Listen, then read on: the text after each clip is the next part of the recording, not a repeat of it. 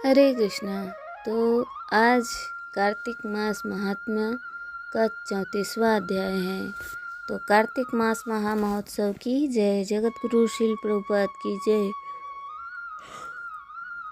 सूत ने ऋषियों से कहा प्रसंग बखान 34वें अध्याय पर दया करो भगवान, दया करो भगवान, दया करो भगवान।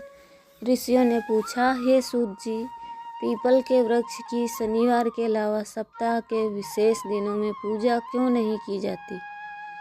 सूत जी बोले, हे ऋषियों, समुद्र मंथन करने से देवताओं को जो रत्न प्राप्त हुए उनमें से देवताओं ने लक्ष्मी और कौस्तुभ मणि भगवान विष्णु को समर्पित कर दी थी।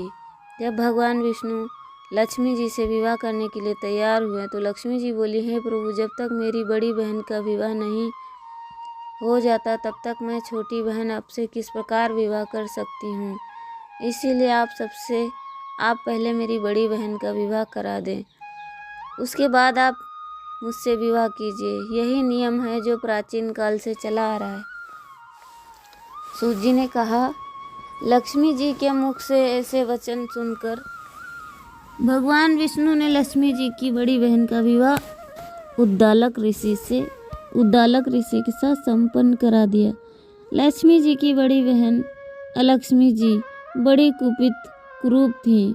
उसका मुख बड़ा, दांत चमकते हुए, उसकी देह वृद्धा की भांति, नेत्र बड़े बड़े और बाल रूखे थे। भगवान विष्णु द्वारा आग्रह किए जाने पर ऋषि उद्दलक उससे विवाह करके उसे वेद मंत्रों की धुनी से गुजारते हुए अपने आश्रम ले आए। वेद ध्वनि से गूंजित हवन के पवित्र धुएं से सुगंधित उस ऋषि के सुंदर आश्रम को देखकर अलक्ष्मी को बहुत दुख हुआ। वह महर्षि उद्दलक से बोली, चूंकि इस आश्रम में वेद ध्वनि गूंज रही है इसीलिए यह स्थान मेरे रहने योग्य नहीं, इसलिए आप मुझे यहाँ से अन्यत्र कर ले चाहिए। चलिए। उसकी बात सुनकर उद्दलक बोले, तुम यहाँ क्यों नहीं रह सकती? तुम्हारे रहने योग्य अन्य कौन सा स्थान है, वह भी मुझे बताओ। अलक्ष्मी बोली, जिस स्थान पर वेद की ध्वनि होती हो, अतिथियों का आदर सत्कार किया जाता हो, यज्ञ आदि होते हो, ऐसे स्थान पर मैं नहीं रह सकती। जिस स्थान पर पति पत्नी आपस में प्रेम में रहते हों, पितरों के निमित्त यज्ञ होते हों, देवताओं की पूजा होती हो, उस स्थान पर मैं भी नहीं रह सकती।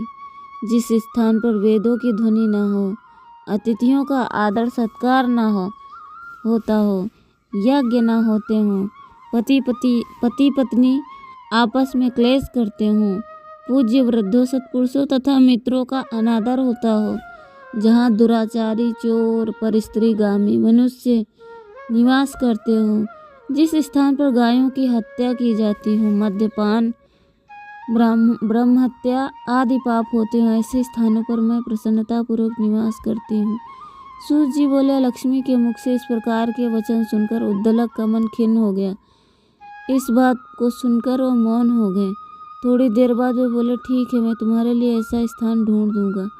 जब तक मैं तुम्हारे लिए ऐसा स्थान ना ढूंढ लूं तब तक तुम इसी पीपल के नीचे चुपचाप बैठी रहना। महर्षि उद्दलक उसे पीपल के वृक्ष के नीचे बैठाकर उसके रहने योग्य स्थान की खोज में निकल पड़े, परंतु जब बहुत समय तक प्रतीक्षा करने पर वे वापस नहीं लौटे तो लक्ष्मी विलाप करने लगी। जब वैकुंठ में बैठी लक्ष्मी जी ने अपनी बहन लक्ष्मी का विलाप सुना तो वे व्याकुल हो गई। वे दुखी होकर भगवान विष्णु से बोली, हे प्रभु, मेरी बड़ी बहन पति द्वारा त्यागे जाने पर अत्यंत दुखी हैं। यदि मैं आपकी प्रिय पत्नी हूँ तो आप उसे आश्वासन देने के लिए उसके पास चलिए।